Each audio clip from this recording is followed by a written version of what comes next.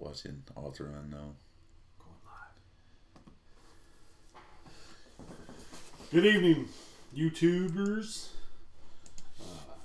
Brother Tyler, invite the guests into the lodge and leave the door open so others may join us in our message tonight. Welcome to another episode of Follow Me. We are your hosts, Worship Brother Wiley Forrester, and I'm Worship Brother Will Moore. Tonight's episode is brought to you by Sore Muscles and Tired Minds, or as Wiley likes to say, better known as Icy Hot and Advil. Exactly. Before we get started, I don't know if you guys saw all the cool graphic that was on the thing before the site, and that came from fossilbluff.com, and we want to give them a big shout out. Worst Brother Will called them or messaged back and forth with them, and hey, they're on. Got their permission to use the graphics. We're so glad that they allowed us to do that, and visit their site if you want to. They got some cool stuff. They don't sponsor us in no way, shape, or form. We just wanted to be respectful, and if we're going to use someone's stuff, we want to give props and shout outs to whoever allows us to do use their stuff. Yeah, I reached out to them yesterday via online chat and asked them if we could use that Ashlar that they actually make as our graphic for an intro, just because I thought it was one of the best pictures of a rough and perfect Ashlar all in one. And they're both the brothers that own the company. It's only two of them that work there, and they make all this stuff, and it's really nice stuff. Again, as Worship Brother Wiley said, we're not sponsored by them in any way, shape, or form, but we've got to let everyone know. Go to fossilbluff.com. They've got some really nice stuff on there to get, and we appreciate them allowing us to use it, and we appreciate them being here with us tonight. And we might use something of theirs again in the future if they'll let us, but we're always going to ask permission and give them the shout-outs where they're due. So we want to give everybody a warm welcome as usual. We're so glad that you gave up your time to be with us. And we're, as everyone knows, I'm preparing to move this coming up week. And the house is kind of crazy. And my body's not doing very good. And, my mind says I'm 25, but my body really tells me I'm not. And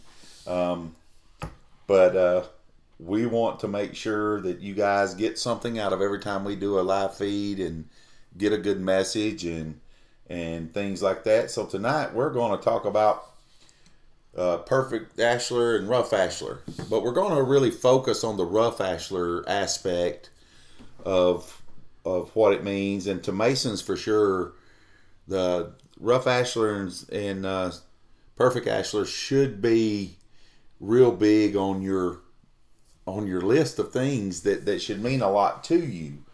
By definition, Ashlar is a noun. Masonry made of large square cut stones, typically used as facing on walls with brick or stone, but it's usually sandstone or some other kind of river style stone. Worship Brother Kelly, we did receive your package. We are very most appreciative. We wanted to give you a shout out a little later, but we'll take care of that right now. We thank you for sending us the package. I also received another nice package today from a worshipful brother. He'll remain unnamed, but he knows who he is that sent me the package today, and I'm very grateful. So that's the things that we need to let people be recognized for what they did. Tonight we're also going to talk about not just a perfect Ashlar, but we're also going to talk about the rough Ashlar a lot more. And we're also going to give you some background as to how it was used in operative masonry, and then again how we're going to use it in speculative masonry as a Freemason. So, according to Wikipedia, just a little quick thing here, Ashlar is finely dressed, or they say cut or worked stone. Either an individual stone that is worked until square, or a structure built from it. Ashlar is the finest stone masonry unit, generally rectangular cuboid, mentioned by Vitruvius as opus insodimum. This is from Wikipedia, or less frequently trapezoidal. Precisely cut on all faces adjacent to those of other stones. It was made to fit where the builders needed it to fit.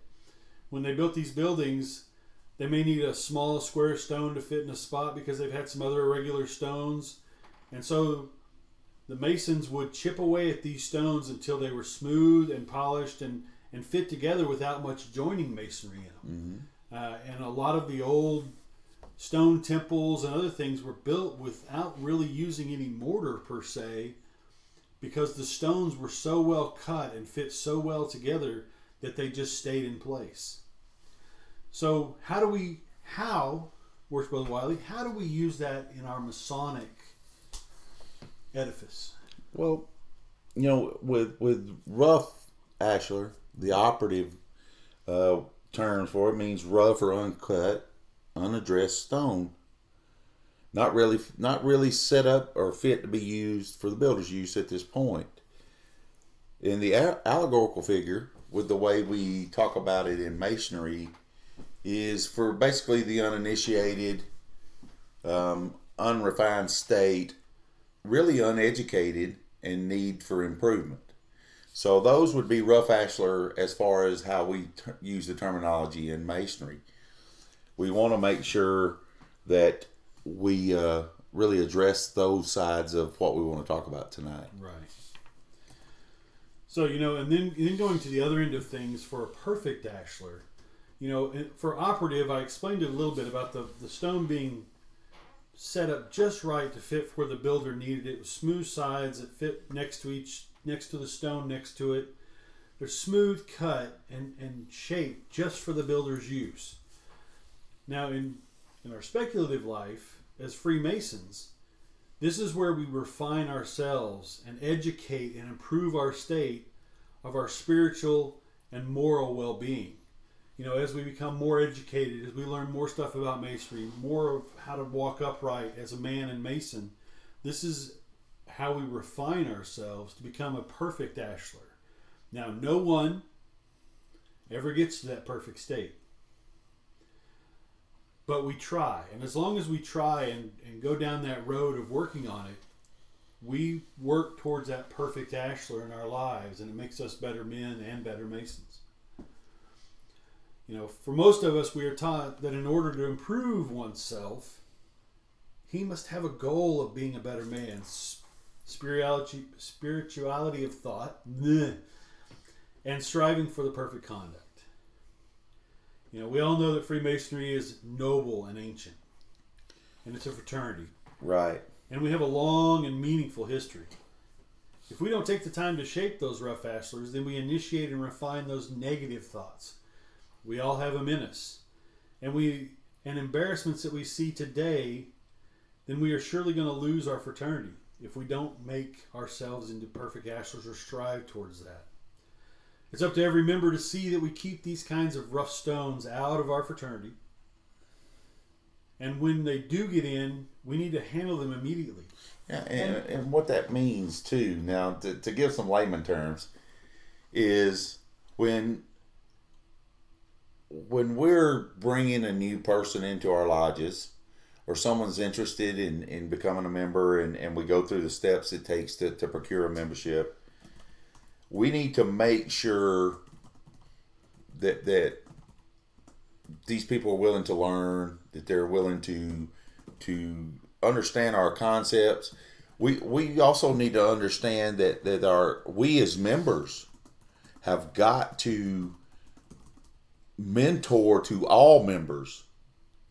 All members, we must do that. You know what I'm saying? We got to be the one that show them the way. Sometimes it's forgotten that how important it is for us to be mentors to each other. Mm-hmm. And in order to correct our edifices the way that we need to, it comes from mentors and people showing us the way. Mm-hmm. So for us to do that, it's said that it's not easy to cut these stones. No, it's not easy to break the mold of another human being. And that's why there were as workmen came up in operative masonry, they became more and more skilled, and it took a lot of time to work through these levels as an operative mason. Right. Just as it does in the fraternity, it takes time to progress those levels and build yourself. You have a lot to learn. And you and I have talked about it before. We're still learning. Oh yeah, and if you ever stop learning in Freemasonry, that's your own fault. Right. I mean, you've got to have that constant want to be better. We talked about in several episodes that the desire for self-improvement. Well, how do you think you're going to turn your rough ashlar into that perfect ashlar if you don't have that constant improvement in yourself? So, with diamonds, it takes the heat and the pressure from the earth to form and shape that diamond. That once was a rough ashlar. Now it's a perfect diamond. Right. So with time and study. But even when it comes out of the ground, it's not perfect. It's just a rough shaped stone. And you have to take time and skill to make it into that beautiful jewel. So even after the heat and the pressure, there's still work to be done, which is something we can use in our lives. We may think we're diamonds, but we may be the stone, but we still got to be worked and shaped and molded. And that comes through a lifetime of application. A lifetime of application and constant study. Mm-hmm. We must do these things, so we must fit our minds as living stones. We were taught that in a lecture. Yep. You know what I'm saying? So with that said, though, we gotta be mindful that rough ashlars, they have always had the potential to become perfect. Mm-hmm. But. And we all have flaws in us, just like a stone does. Yes. But we've got to learn to cut around those imperfections and remove those imperfections to help us become better men, better masons, better husbands, better brothers. And even those non-Masonic folks can use some of this knowledge to make themselves better. I mean, to me, this is not just a Freemason lesson. This is a lesson about life. Always try to be the best person you can be and strive to learn more so that you can become better. So to me, that's a worldwide message as opposed to just a fraternal message. That's right. Well, we've got to always understand that just because we don't change as fast as others doesn't mean that there's not the potential for us to change. I tend to look at myself as an old salt and an old dog, and I don't like to learn new tricks, but I've opened myself up to experiencing, or at least listening to, the other point of view. Yeah. And with Masonry, you have to understand those things. You have to be willing to take instruction as well as give it in order to be a good Mason. And it's got to be a two-way street. You got to be as willing to receive as you are to give, and that's how you build your edifice up to be that person. Well, and that's one of the reasons I really wanted to, and I'm not pinging on this, but I'm saying it because Fossil Bluff said some really good points there, and I liked their picture because it showed that perfect ashlar coming out of that rough ashlar. So you can be partially both. Well, you will be partially both at the same time. You'll be working on a corner, getting it roughed out, making it nice, and then you find another rough corner that you've got to work on and make it a perfect ashlar, and another corner, and then you'll have a few corners, or 4 corners, you'll have a face. Well, you find that face is not quite perfect, so you need to go back and refine it. So you've always got something to work on. So really good point from the Fossil Bluff guys. It's rough and perfect, not rough or perfect. That's correct. They are part of the same, which is why I like to see 2 versions as a single concept, which is why I used the picture that I did. And to know too, we got to fit ourselves. We got to fit our lives and ourselves, and how to support and serve our fraternity through our goals. And our goal is to be that perfect ashlar one day. And what that does is allows you to apply the tenets of Masonry into that. And when you apply the tenets into building your spiritual and shaping your moral compass, if those fit in there with the tenets of Freemasonry, then you've well on your way to build a good life. and one that is right, and one that is true to masonry and all the things that masonry does. So we kind of been thinking back and forth, Will and I, and we wanted to come up with some steps that we can take as Masons and as human beings to turn ourselves into more perfect Ashlar. Because we know that we'll never obtain that perfect state. You know, whatever faith you belong to is not of importance right now. We know as Masons that there's only one, no matter where you are and where you come from, one supreme being, and you have to believe in the immortality of the soul. Right. We know those things, but whatever it is, you want to build your temple, per se. You want to build your temple in something that your fraternity can be proud of, your family can be proud of, your creator can be proud of. Right. So if you're working on those things constantly, there's no way you can't improve. Exactly. That's the point. And you know, it's not about the outer appearance, in my opinion. This is talking about how your heart is shaped, how your head is shaped, and how you think about your world as a whole. Yeah, we'd all love to have perfect temples on the outside, but as Masons, well, as this Mason, I like to eat a lot. So. Round is a shape. Round is a good perfect shape. But, you know, I know we're talking about a serious topic here, and I know we're being kind of serious about this, but to us, this really hits home and hits a nerve with us, because we love to see ourselves improve, and this is what we think about when we go out and we study more, we read more, and we talk to other brethren. We wanted to bring that to light to especially some of the newer brethren who may not know much about the Ashlar. I've been asked several times today, what's an Ashlar?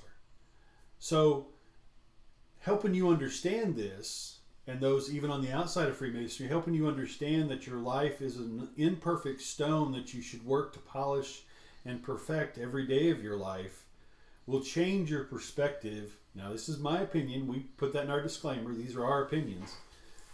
It will change your perspective on life. Now, that doesn't mean you're going to have an easy life. Everyone's life is different. But I feel that if you do these things, it's going to change how you see the world. It's going to change how you see obstacles in your life. And it's just going to make you a better person. And if you're a Mason, it's going to make you a better Freemason. Absolutely. So we talked about we wanted to go to what we feel is steps. That is a perfect example, Brother Coffee. The Rudyard Kipling's poem, My New Cut Ashlar, is a prime example of what we're talking about tonight. So for all you that are looking for Masonic readings, Rudyard Kipling was 19 years old when he became a Mason. Well before his time, and at that time it was still a 21-year-old age requirement to become a member. And Rudyard Kipling was phenomenal writer. But some steps we can take to make perfect Ashlars. As a member of a lodge, you must make it your personal responsibility to educate others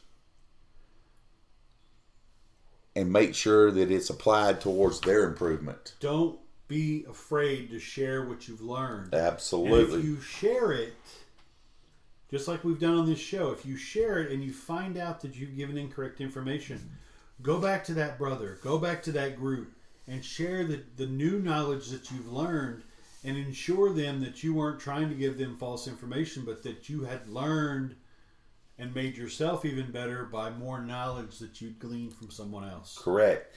And in while you're making it your responsibility, it's your obligation to do so. Mm-hmm.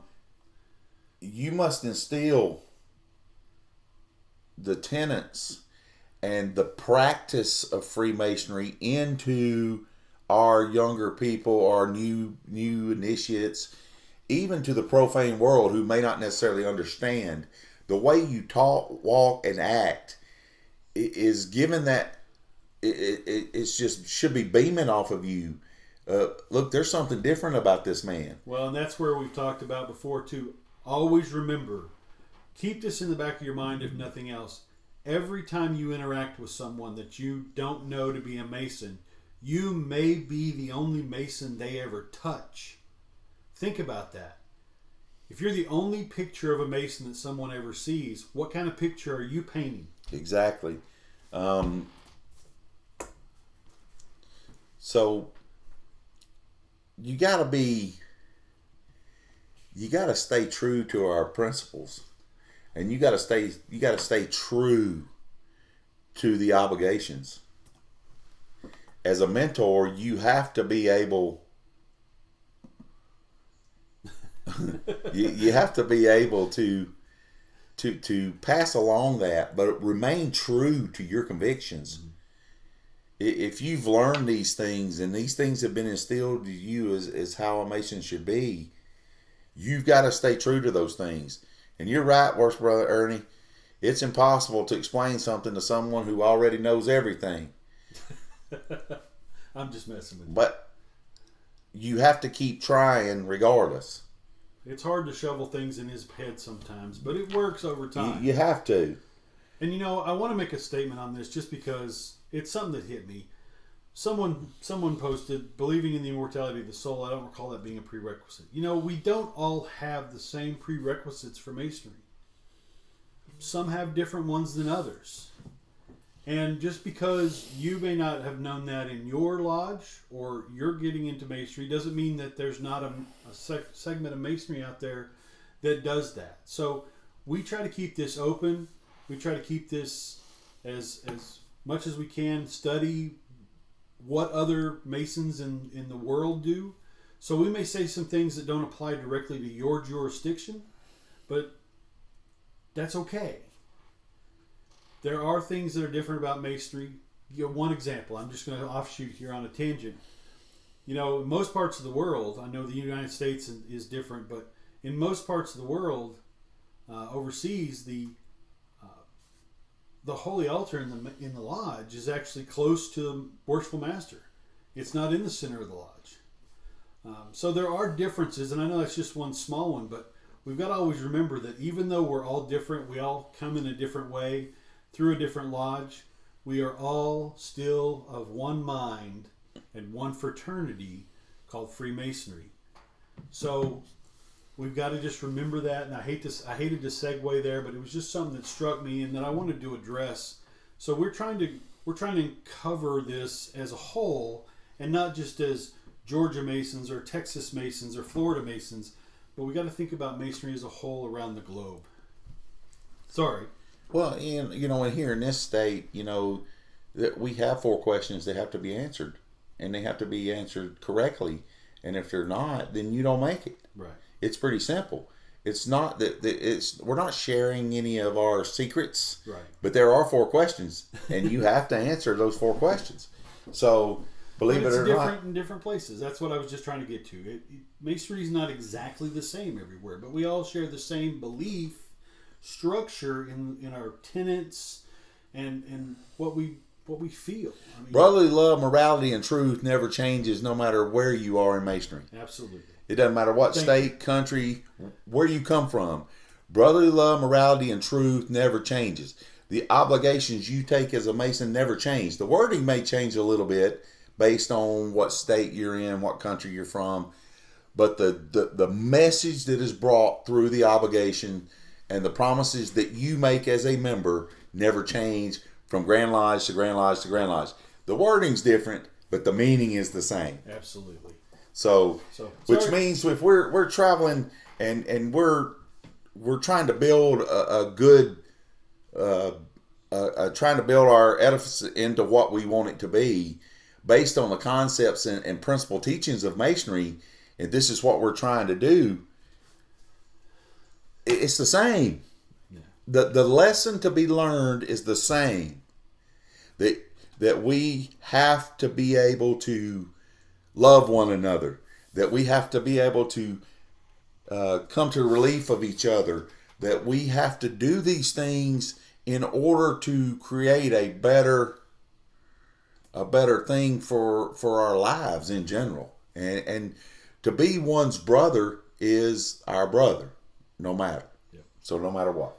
So part of this, getting back on topic here, part of the steps that we've Wiley and I put together for tonight, one of the things is we should require it of ourselves, to extend the hand of affection and love, as you were just talking about, to help all of our brethren, regardless of where they're at, more especially these new brethren, as he mentioned, to become better people and better Masons. We, as all Masons, must instill in our brethren how to implement the plumb, the square, and the level into our lives. These tools were used by operative Masons to help build the buildings, to make sure they were square and level and wouldn't fall over. We do the same thing in our lives with these tools, and we've all gotten lessons on them. So we must, as a fraternity, take time to hold proper investigations of potential new members. And as a whole, it's imperative that we spend more time looking into a person's character and willingness to live up to these precepts. And frankly, what is really required to be a Master Mason? Not all men are eligible to join our fraternity. Don't get caught up in the numbers game. It happens. You're right. 100% correct. I couldn't have said that any better myself.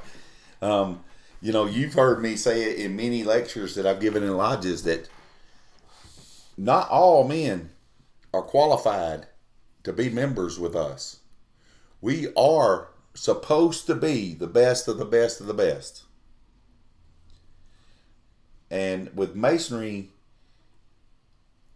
it's we talk about it being a way of life, and it's the way it has to be.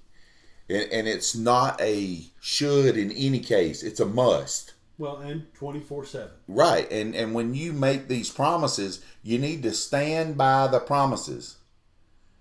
Our responsibility as Masons is to educate other Masons. If we want people to act, talk, and be a certain way, we've got to train them and educate them to be that way. And I'm not saying cloning people, because if there were more than one of me, the world would be in trouble. But what I am saying is we must give our people the tools to be successful. And the only way we do that is to educate them. And not all men qualify to be Masons. Absolutely. There are many people, and I hate to say this, that we got members that don't deserve to be Masons, and yet we got Masons or men who deserve to be Masons that aren't. Well, and as Right Word for Brother Mo says, as Masons we must give due attention. As a lodge we must judge carefully in extending Freemasonry to others. And his big point in there is we've always got to remember that brother we're bringing in is the future of our lodge. They're the future leaders of our lodge and the future members of that lodge that will keep it going. So all this boils back to helping new members and yourself become a more perfect cut stone so that you fit in that building. And the building is... Your lodge building is not your fraternity. It's not your home. Your body is your home. But you want to make that body as good as you can to fit within. A little bit, and we were talking about our steps, is we as all Masons must instill on our brethren how to implement the plumb. I said that. The square and the level. You did. I did. But we didn't elaborate. No. Because of what it pertains to in some of our stuff. But the point is we have to walk uprightly. We have to stand up to the promises that we made. We have to honor those promises, squaring our actions, always, no matter what. And then we got to make our Creator proud of us at the end of the day. That's what we want to be. That's what we need to do. And then lastly, we should all look at taking the shape of rough Ashlar seriously. It's serious business. It is. Now's the time to take a really long look at yourself. Look deep into yourself. And I know we've said that quite often in our shows, Will, about self-examination, looking into yourself. Well, now you've got nothing but time.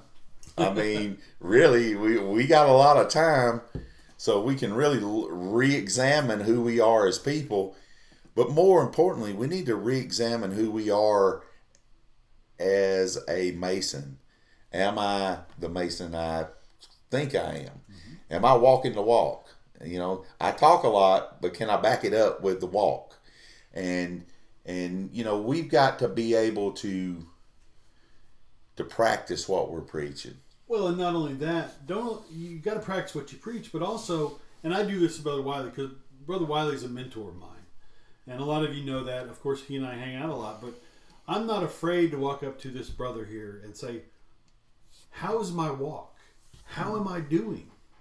And in turn, he asks it of me, and we're open and honest with each other because it only helps us become better people and better Masons. You know, where did I go wrong? You know, I did a talk at the lodge, and how did I do? What could I have done better next time? Those little things may seem insignificant, but they help you the next time you present something, or next time you're in front of a group, or you might learn something from that interaction that you can use as a story to help get across your point. So you're always in everyday interactions with your family, with other brethren, with the world at large. You're always, think about it, you're always trying to fix that corner, fix that face, do a little polish. How can I interact with someone? You know, this person really made me mad. Walk away for a few minutes and come back and square it up. Square up that face with that other person. I know that's kind of putting a little context on it, but those little interactions right there will refine the face of what you do in everything. And remember, brother, I mean, me and you talk about it quite often. You know, you could be someone's first and only look at what a Freemason is. You know, you may be the only one they ever meet. And so always present yourself, your best self, and know that there's some small interactions, you know. You've got to chisel away at the rough edges always. You know, and if you want to fit yourself for that spiritual and living stones for that spiritual building, you've got to be you got to be a good version of yourself always. And how are you taking what you've learned in Freemasonry? Whether you're new or you've been at it for 50 or 75 years, how are you taking what you've learned and applying it to your everyday life? How are you taking that knowledge and helping someone else, be it Freemason or not? What are you doing to keep the brethren educated, in touch, and thinking about Freemasonry and what we do and how we do it? I know life is very hard for all of us right now. One of the reasons we're doing what we do. For us, it's a huge outlet. Wiley would explode if he didn't give an outlet for his talking. We all know that. Absolute fact. Me, not so much, but I have fun doing these because it gives us a forum to help share, especially to folks like my wife, who doesn't, her father was a Mason, I'm a Mason, but she doesn't know a lot about the Masonic circles and what we do and how we do. These give her an outlet to see more into, give you a peek inside the door, so to speak, without really giving you without letting you in the door. It tells you about what we do, how we do it, why we do it, just to give you some insight, give the folks in the real world some insight, and also to give those Freemasons a little deeper insight into something they might not know. So if this helped one person understand something tonight, it made a difference. And it makes a difference to us if only one person learns something. That's right. And we know that no perfect Ashlar is going to be found in any quarry. We know that it must be hammered, chiseled, shaped, and polished to fit them for the builder's use. The same must happen to all Masons. We must continue to polish our lives, and we've got to take the time. You know, there's a lot of negativity happening today in the world. There's negativity in Freemasonry.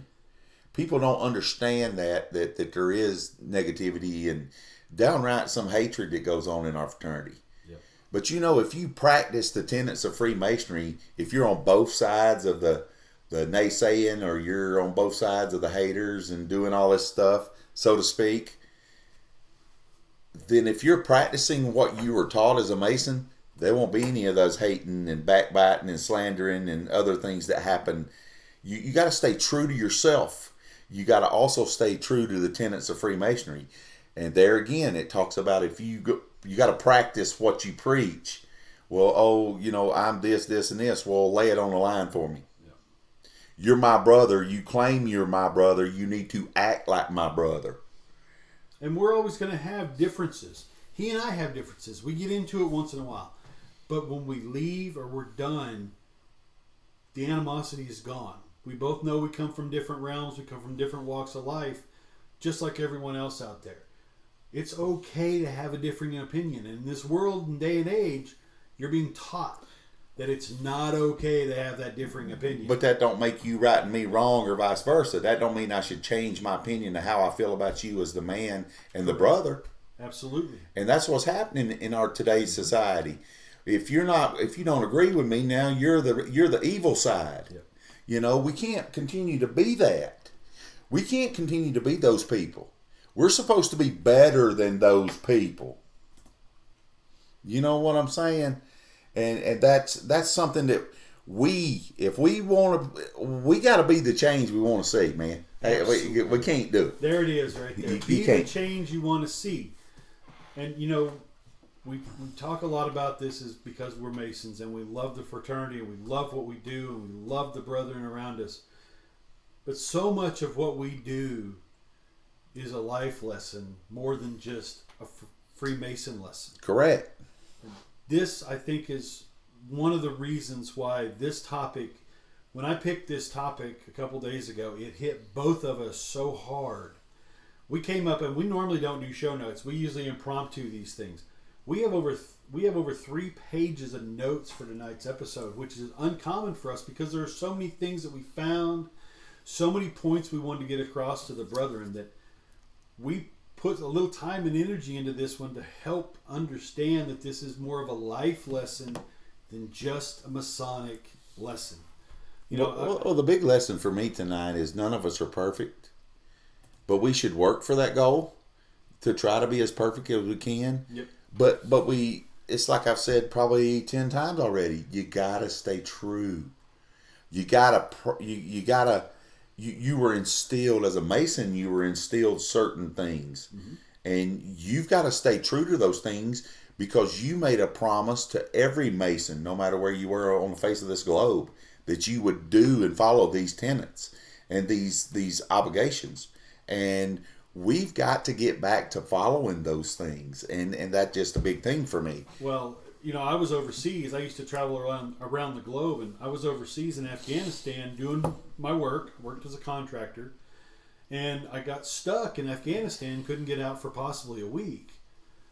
One of the brethren that actually worked on the base over there assisted me. We actually got out of Afghanistan several days before we thought we were going to because a brother knew my plight, knew what we needed to do to move on, and he helped us.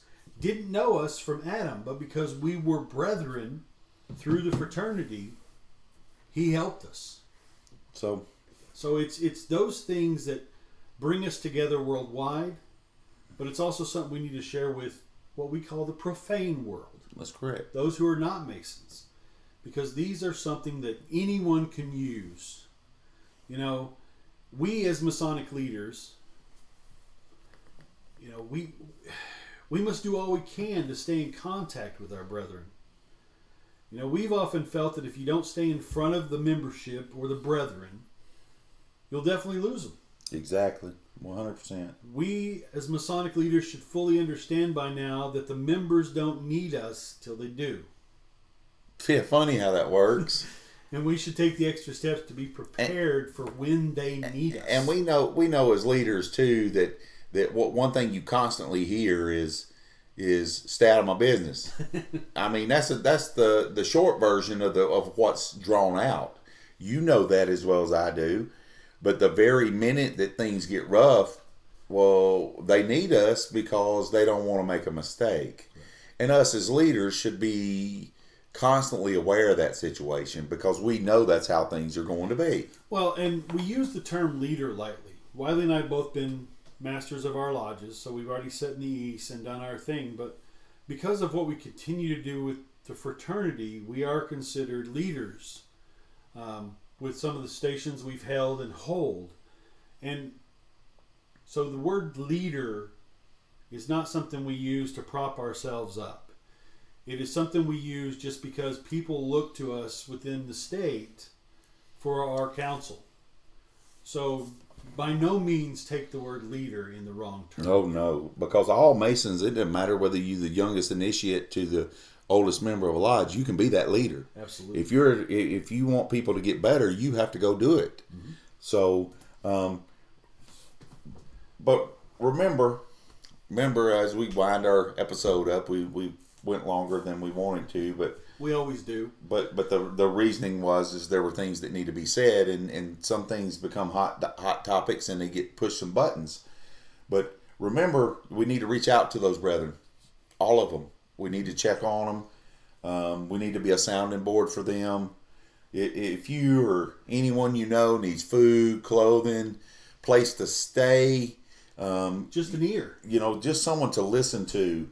We know that the world's in a bad place right now, and we know that depression is starting to set in for a lot of our members. A lot of people in the world, the depression rates are going up, and suicide rates will go up, and we don't want those things to happen to any person that we know or do not know. Well, and the more we stay secluded, the more stir crazy we get. That's just absolutely how we are as humans, and Freemasonry especially, because we don't have that weekly, bi-weekly, tri-weekly outlet. So if you're going through something and you're struggling and you just need an ear, or you just need someone to talk to, please pick up the phone, call someone. You know who those brethren are. Will and I always listen. It's hard for me not to say anything, but if I need to just listen to someone, I have been known to just being able to listen. He can do it. Sometimes you've got to do that, and the longer folks are out of work and losing hope, the more out for the depression to set in, and we don't know where tomorrow.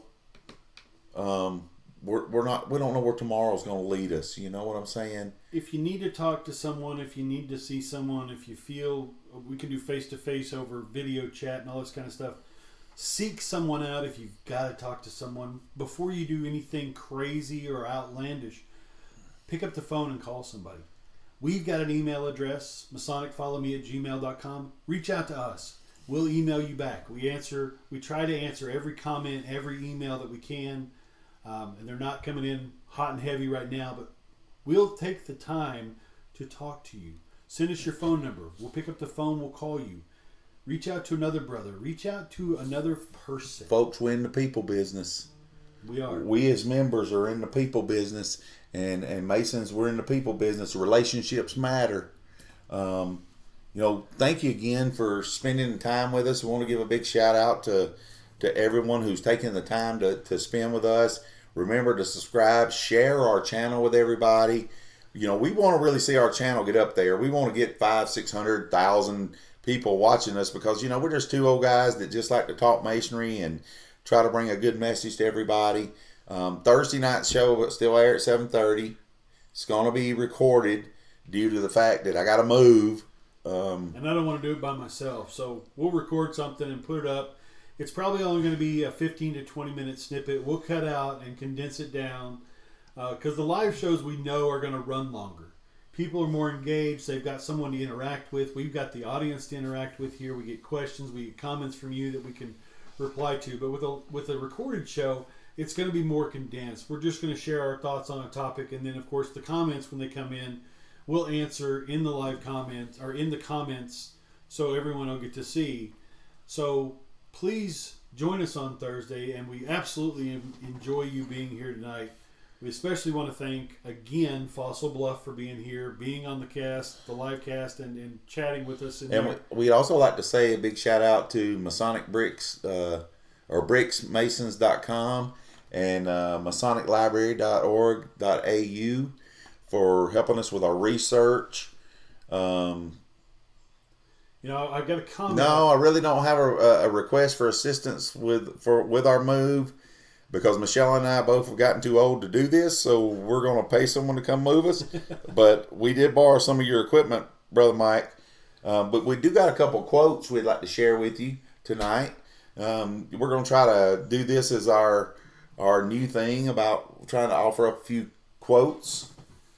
I'd like to give you one from Thomas Edison. That would be Thomas Alva Edison. Opportunity is lost because it's dressed in overalls and it looks like work. Isn't it though?